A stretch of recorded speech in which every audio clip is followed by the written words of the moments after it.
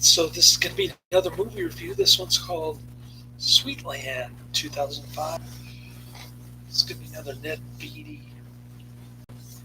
completist effort on my part. Trying to see all the Ned Beatty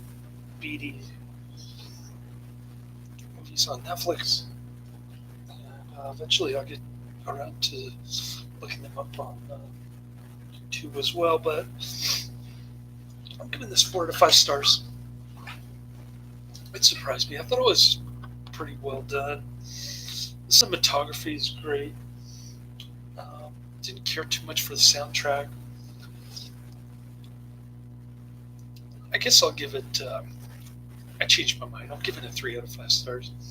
I thought it was all right. There, I had so many mixed feelings about this movie, but I guess I would get to the high points. I thought the cinematography was good. Um,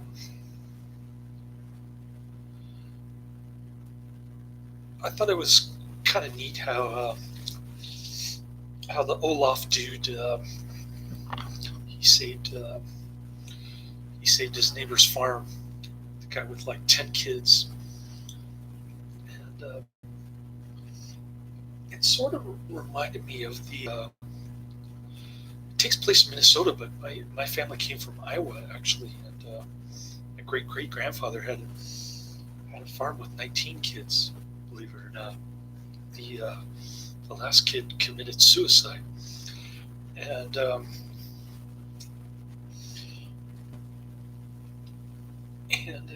it's about a mail order bride from Norway, German, who's socialist. Now the Netflix makes a big deal out of her being a socialist, but all the other reviews that I've seen make no mention of her being a socialist. They call her out as a socialist when they see her papers. And she's trying to get married at some Lutheran church in Minnesota to this Olaf guy. She's a mail order bride, and he looks. The minister looks at the paper, her immigration paper, and says that she's a registered socialist, which is of no consequence to anything because I bet you 100% of the churchgoers at that Lutheran church believe in socialism in one form or another. They're just not willing to admit it, and they want to point the finger at somebody else, sort of like somebody who's gay hiding in the closet kind of thing. These are socialists hiding in the closet, and that's why they're so quick to point the finger at other people. I was always curious about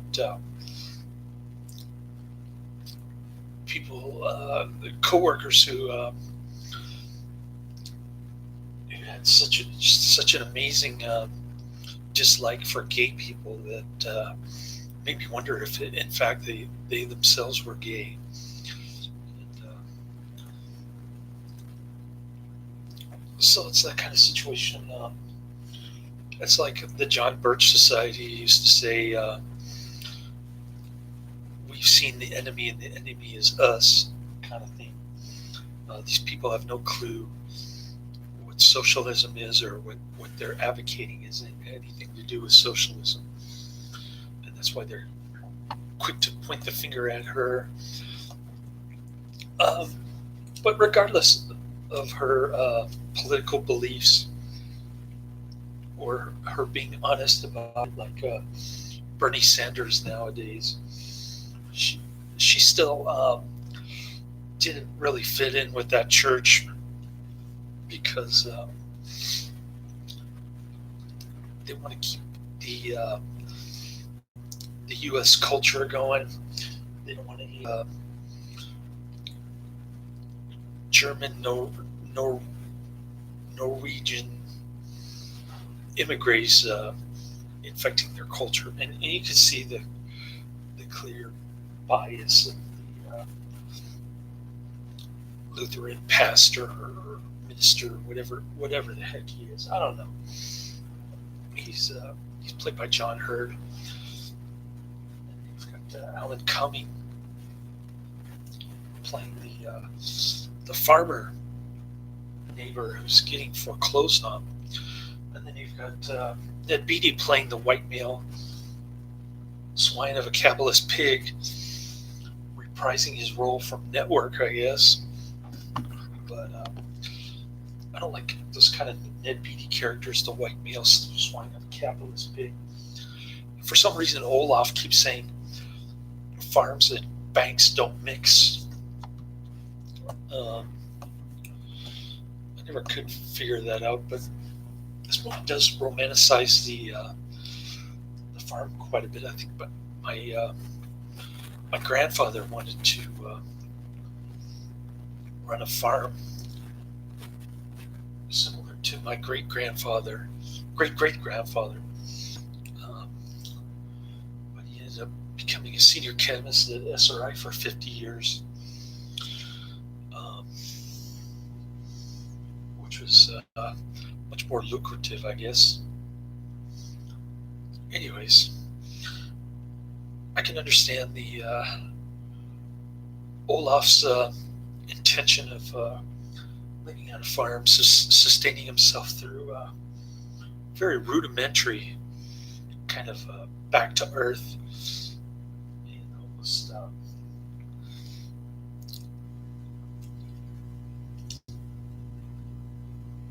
almost a self-sustaining kind of farm system he's got going there. He doesn't even use much in the way of modern farming equipment, even by 1920 standards. He's still using the sickle thing to chop down the corn husks. And anyways, I think the United States has had all 10 planks of the Communist Manifesto for the last 100 years. So it's kind of amusing when you see people like President Trump and Mike Pence talking about there will never be socialism in America, and the socialists and the communists are taking over the Democrat Party and whatnot. But because it's already been in existence for a long time, the national debt is through the roof. So it's kind of interesting to see them say that while they spend other people's money like no tomorrow. And the only real difference between the Democrats and the Republicans is the Democrats want to impose government control that's way beyond anything that the former Soviet Union saw. So that's just my take on the political aspect of this movie, or the lack thereof, I should say. And that's why I say the whole thing of pointing the finger at the socialists is really, these people should really be pointing the finger at themselves. Granted, it might be a tamer version of socialism, similar to the Republicans versus the Democrats, but still, the state control going on since the 1920s at the very least. So enough about that. I guess I should get back to the story, since I've been rambling on about socialism, communism, and progressivism from the 1920s. But it's kind of odd that they would pick on Olaf's mail order bride. She's arriving from Norway on a train, and the neighbor picks her up. They go to the church where the pastor guy, the intolerant one, he decides to that he's not going to marry the these two in his church. So they end up shacking up, and he catches them dancing. At which point he kicks them out of the church. Um, if he really felt that socialists shouldn't be attending his church, he should have kicked everybody out of there. But that's beside the point. Anyways, Olaf, of course, in a free market, it doesn't. Nobody cares if you're a communist or socialist or anarchist, because it's very subjective. I mean, you exchange money for something of value, and regardless of the person's political affiliation, they could be wearing a Che Guevara shirt for all I care, but if they have something of value that I'm willing to pay for, I'll give them money. And that's just the subjective nature of the free market at work, and it shows in this film too, because he's selling his grain to people even after they kick him out of church. It's just kind of interesting, intriguing.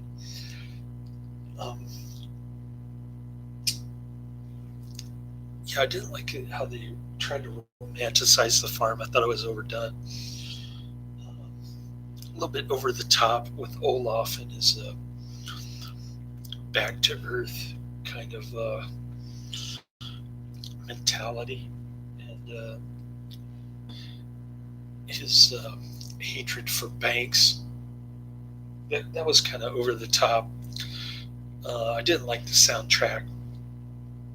So this is really cheesy violin guitar combination. I guess they're trying to make it sound like an indie film. It is an indie film, so that it's got that really awful indie film soundtrack, and there's just too many things I dislike about this movie. I want to give it 4 out of 5 stars. It really surprised me. I didn't think I was going to like it this much, especially with the mail order bride being a socialist. But I understood the context, what the director was trying to get at. He's trying to throw as many setbacks as possible. And it is based on a book. I imagine the writer of the book was pretty clever inserting that in there, but I don't know for sure if it was in there or the director added it. It might be something for my viewers of this video to determine. It's a little bit too advanced for this review, but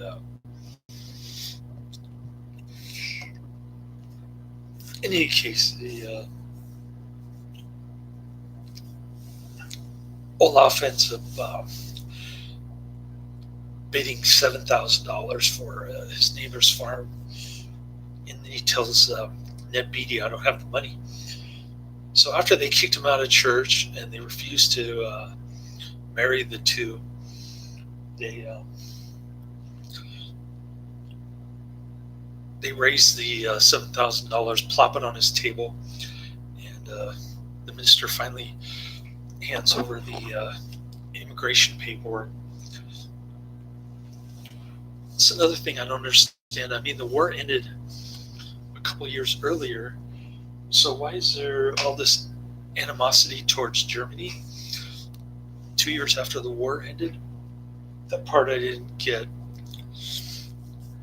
I know the U.S. had volunteered to work with the French army prior to Woodrow Wilson's meddling in World War II. In World War I, I mean. And another thing that kind of interested me, intrigued me, was that my grandfather married a German lady from World War II era. So it kind of reminded me of my grandfather a little bit. This movie, um, his ideals and his little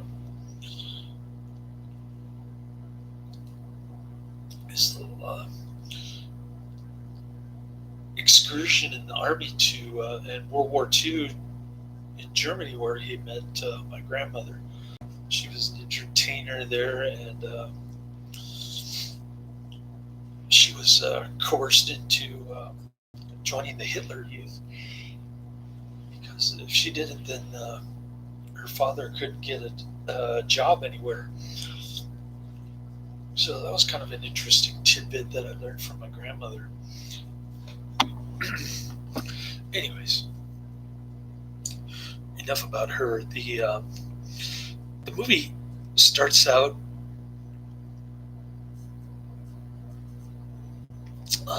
with Olaf dying and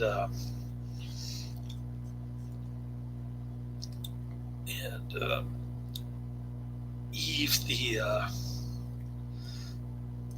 oh, what is her name? I forgot her name. It's not Eve. It's Ilsa or something. The German mail order bride. Oh, it's Inga. Okay, so old Inga is grieving the death of her husband Olaf.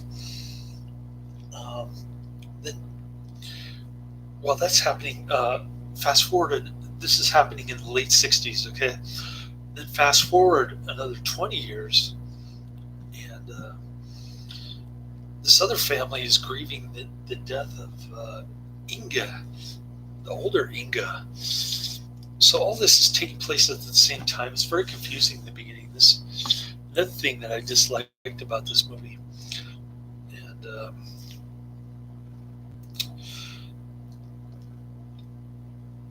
eventually the minister sort of caves in to Olaf's altruism later on.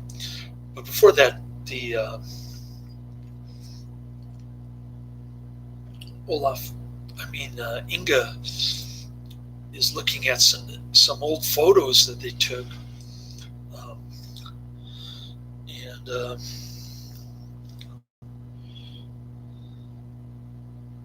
and she's reminiscing about how she first arrived to the United States. She didn't know any English.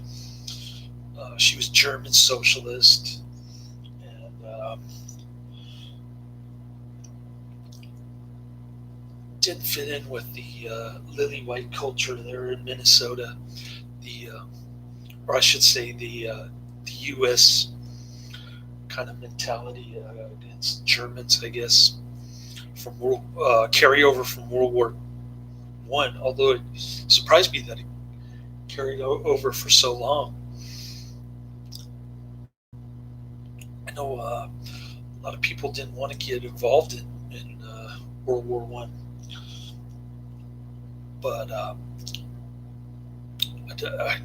just couldn't didn't know enough about the history, I guess, or maybe the director didn't know about enough about the history, whichever the case may be. But Inga likes watching baseball out in the field of dreams, so to speak, out in the cornfields, and she even talks to him about, admonishes him for being such a hard worker and not a dreamer. And there's also some metaphors of ducks flying home for the winter, that sort of thing. And kind of a clever movie, I guess, but it had so many things that kind of ticked me off, and that I didn't care for. Ironically, it had nothing to do with the mail order German Norwegian bride being a socialist, but there were other problems that I had with this movie. It gets a really high rating on IMDb, though, and and maybe I'm being a little too nitpicky. I was thinking about giving it 4 out of 5 stars, so maybe 3.5 out of 5 is more accurate for me. It gets a 7.1 on IMDb, which is about 3.5 out of 5. So I'm pretty much in agreement with most of the other ratings. It only has 3,474 ratings, so it's not an immensely popular movie. But it was shown internationally, and I know it was shown in Brazil. It has English, German, and Norwegian. Another thing I didn't understand about this movie is how did Olaf know both German and Norwegian? We never got an explanation of how he learned to be trilingual. And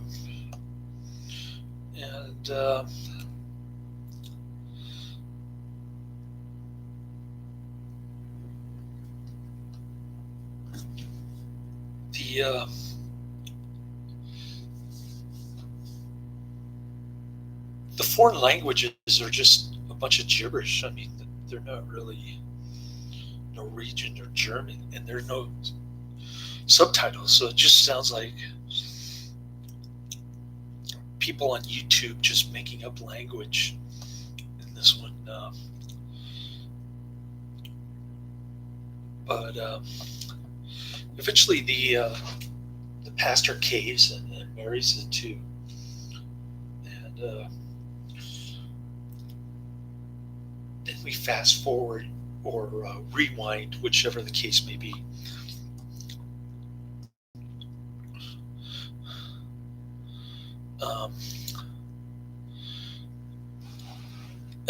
Adrian's on here. Just noticed your chats there. I saw 2 people on there, and I know which 2 people they are. Anyways, yeah. I'm surprised that you've heard of this one. It's a pretty good drama. I mean, it's PG, but it's thought-provoking and a little bit banal, but great cinematography. A little bit of tearjerker towards the end, and yeah. The other person who's on my live chat constantly never says anything, but I guess they want to be stealthy. What else was I going to say? Yeah, so it kind of fast forwards or rewinds to the beginning or the end. The beginning is also the end, I guess, because she wraps up her story of her life as a mail order bride with this farmer dude, and then it goes back to her older Inga person who's played by completely different actress, and yeah, the only time I saw a live chat from the other person who watches me every single time I do live streaming is when that person called me Frankenstein, or said that I look like Frankenstein. That was kind of amusing, actually. I guess that's a compliment. If I look like Boris Karloff, I must have hirsute eyebrows or something. Yeah, that must be it. Anyways, pretty cool flick. I was really surprised. I didn't like the Ned Beatty character. I thought this movie was alright. 3.5 out of 5. And it's kind of ironic too, because the whole reason I got this movie was because of Ned Beatty. Yeah, I'm seeing the bolts on the side. I actually worked with a coworker had like this huge mole on his neck or some kind of growth on his neck that made him look like there was actually a Frankenstein bolt right here. So that's kind of funny. And I told him that to his face, and I told him to F off one time, and that's probably why I didn't last very long there. But anyways, my son got his very first savings account today. I got that squared away. One of the credit unions here. Yeah. That was kind of exciting. He's only 10 years old, and he had to sign the application to open up this kid's savings account. And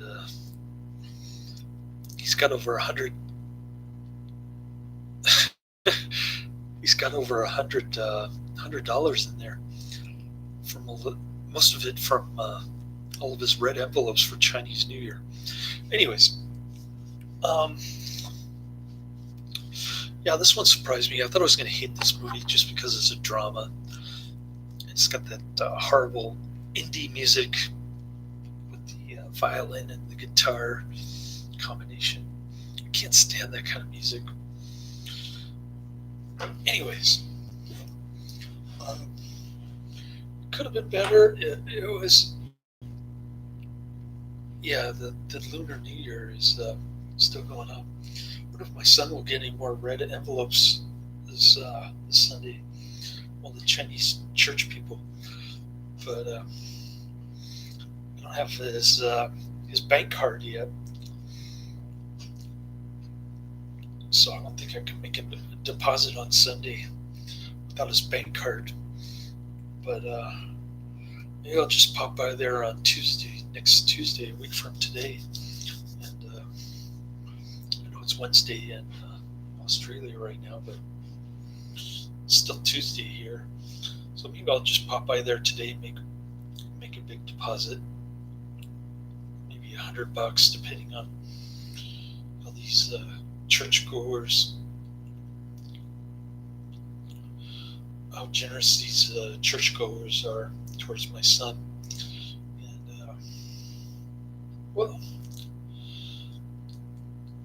kind of a good movie, not a great movie, but I'm not going to say highly recommended. Check it out.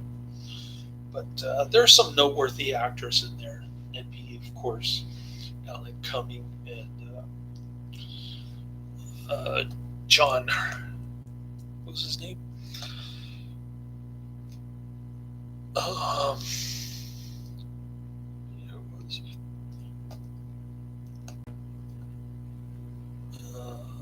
John Hurst. Is that his name? John Hurd. Sorry, my mistake. But anyways,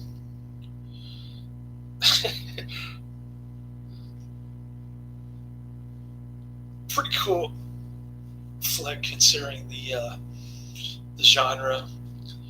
And now I gotta watch this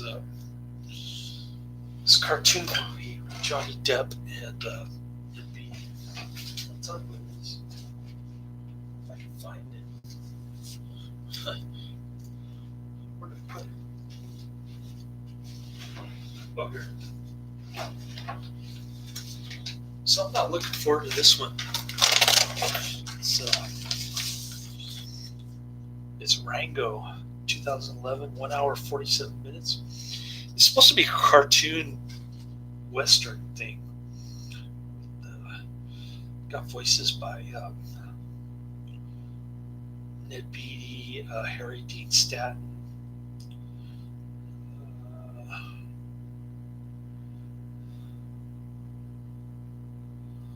Johnny Depp.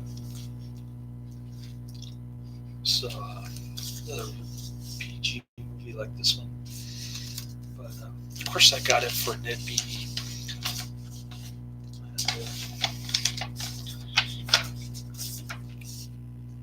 I also got a weird title coming up. It hasn't arrived yet, but I think I'm going to get it tomorrow. It's I can't remember the name of it off the top of my head, but it's got this really weird name to it. I don't know why it's on my Netflix queue, but it's Dead Pigeon on Beethoven Street. So it's another one that I gotta watch. It's about a private detective hired to protect an American politician from fallout, sex scandal. The detective is killed in Germany, so it's up to his partner now. It's a Samuel Fuller flick. Spy movie, not my cup of tea, but in any case, after that, I've got Superman 2, the Richard Donner cut, which is essentially a fan. The fans demanded that the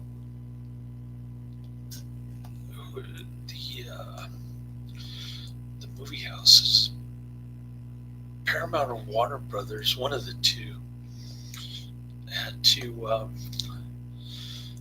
patch together the original director's cut after they fired him. And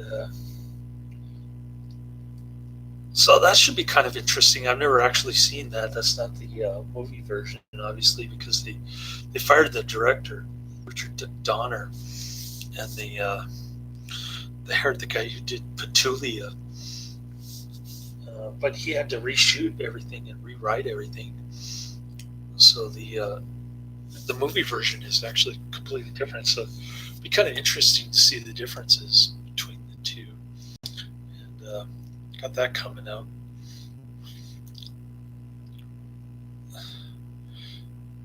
You've seen Dead Pigeon on Beethoven Street, the Samuel Fuller movie, I guess.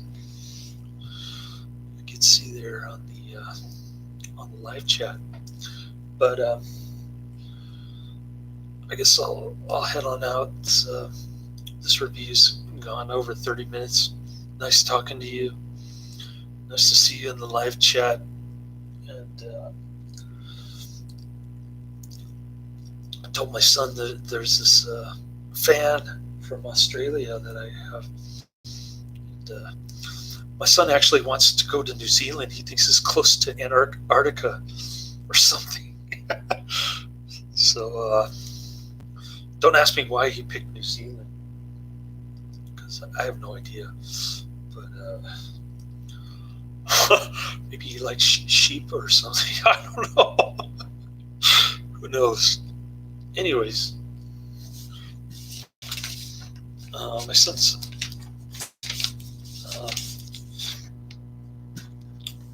anyways, I'll let you go. I gotta wake up at 4 o'clock in the morning. Work 2 jobs tomorrow, so I'm gonna be quite busy. But I'll try to knock out this Rango on Thursday night, or I guess I should say Friday morning your time. So.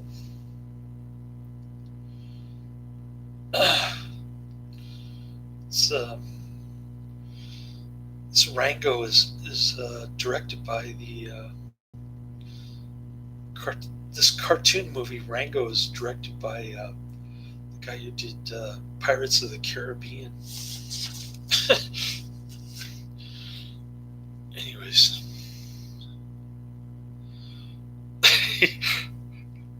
New Zealand, yeah. I remember when Lord of the Rings came out, everybody wanted to go travel to New Zealand to see the wilderness there that was on display during the Lord of the Rings trilogy. Peter Jackson from New Zealand, and I really liked his earlier stuff like Bad Taste. I've never seen Meet the Feebles though. There was one Australian film that was really gory with lawnmower gore kind of thing. I forget the name of it.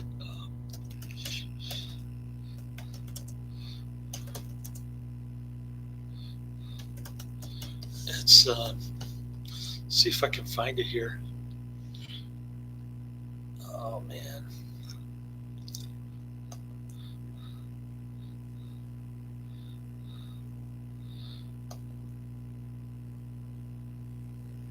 No, it's not coming up. I see Bad Taste, but I thought that was the New Zealand film. Maybe it's Australian. I don't know. Australian splatter, maybe. It's an 80s movie.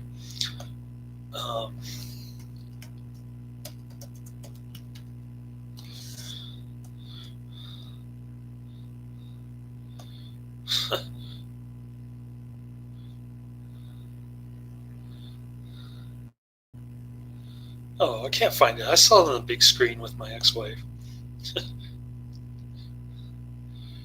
Oh, Tenebrae. That's what the transsexual. What's her name? What is her name? I've seen that and I've reviewed it. It's got the great goblin music. I love that film, Tenebrae.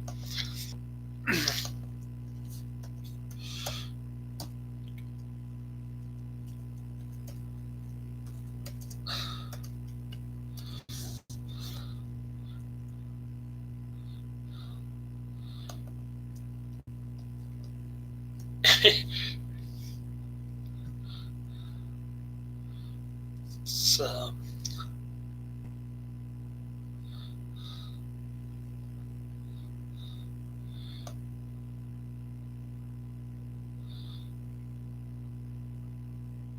yeah, the 1982 Giallo from Dario Argento. For the life of me, I can't remember that transsexual's name in this one. Tenebrae.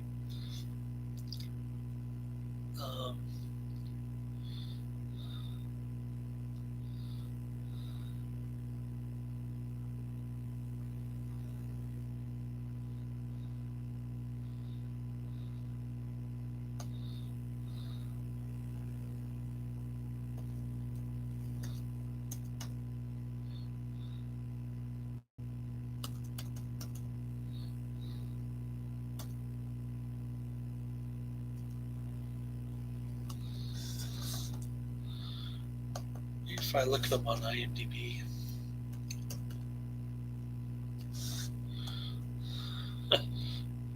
Wikipedia, of course, doesn't have it. And she's in the trailer, the transsexual hermaphrodite, whatever. I don't know. I think she was born with breasts and or she developed breasts and a ding-a-ling. What was her name? Eva Robbins. Yeah, that's her name.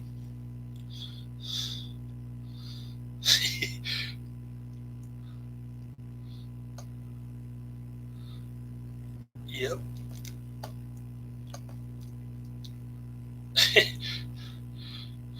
Yeah, the soundtrack is awesome.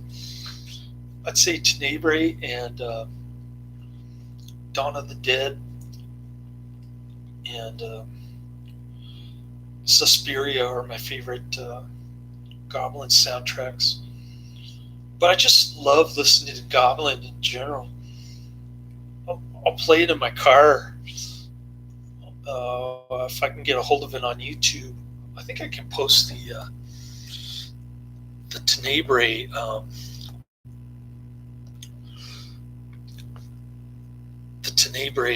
soundtrack. Hold on, let me see if I can find it.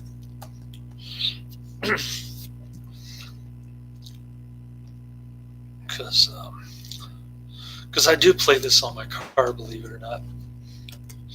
You've got to listen to this. Hold on.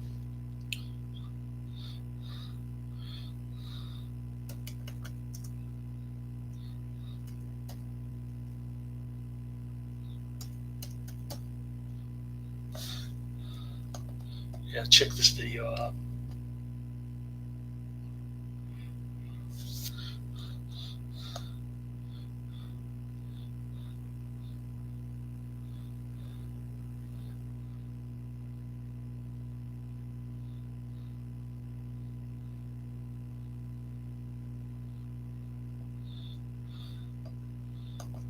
Well,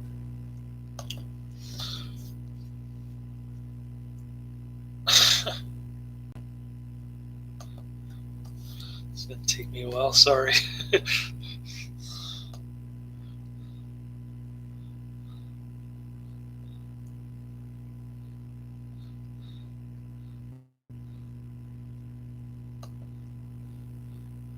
Here we go.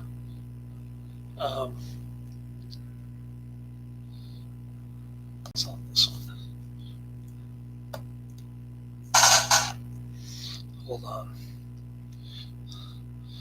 That's not it.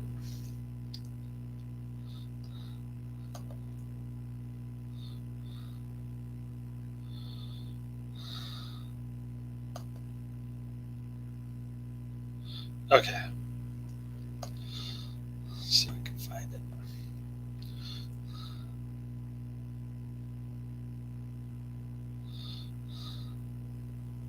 Oh, come on.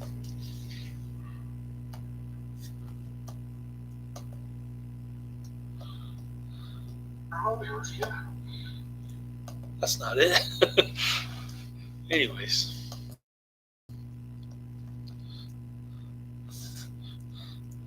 It's going to take me forever to find it. Beyond the Darkness. Oh, yeah. I think Eva Robbins is both male and female. Eva Robbins.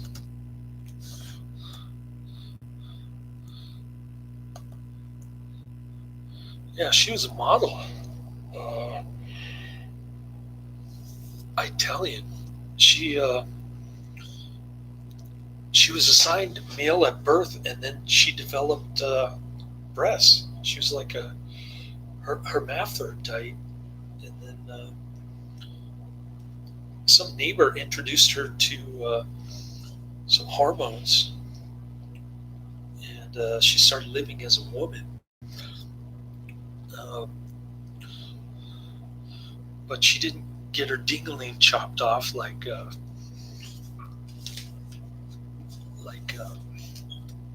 Doris Wishman's "Let Me Die a Woman."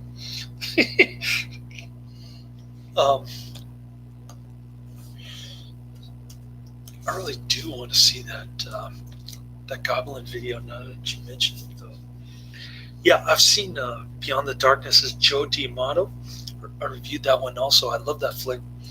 It's quite gruesome, especially when he's like plucking that gal's fingernails, and he's got his girlfriend's corpse in the bed. Pretty crazy, wild stuff from Joe D'Amato. But I gotta find that video. It's the last thing I do. Okay, playlist. I know it's on one of my playlists. But here we go. View full playlist. And if I scroll down,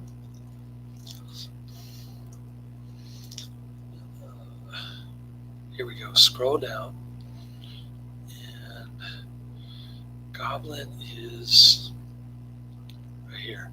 Oh, here we go. Right here. This is it.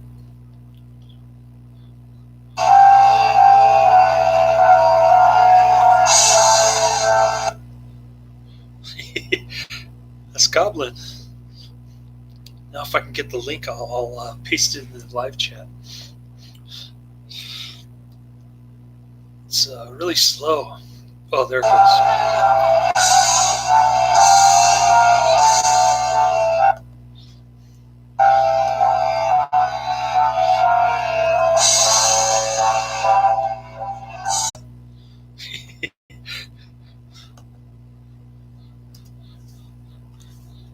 Yeah, that's it. Click on that link, and that's what I listen to in my car. Believe it or not.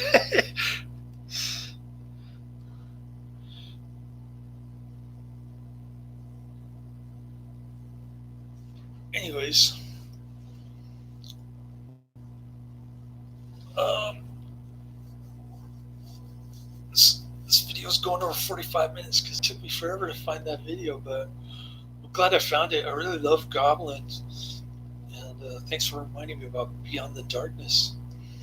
It's another great soundtrack from Goblin, and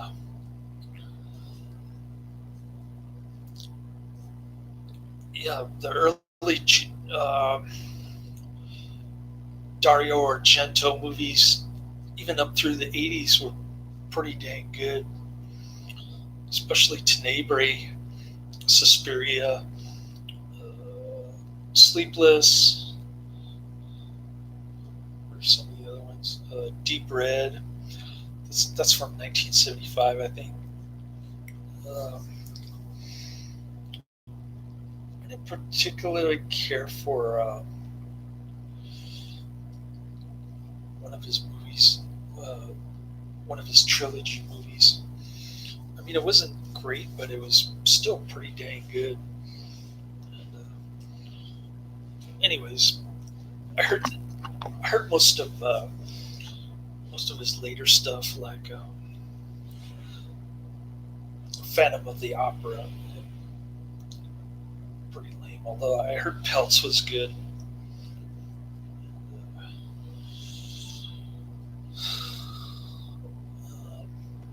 Just can't remember all of his movies, but most of the stuff from the 80s, 70s, and 80s are pretty dang good.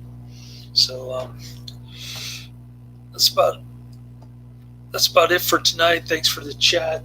Thanks for reminding me about all the great movies. Not necessarily the movies that I'm watching now, but movies that I've seen in the past. That's seen in my review. Laters.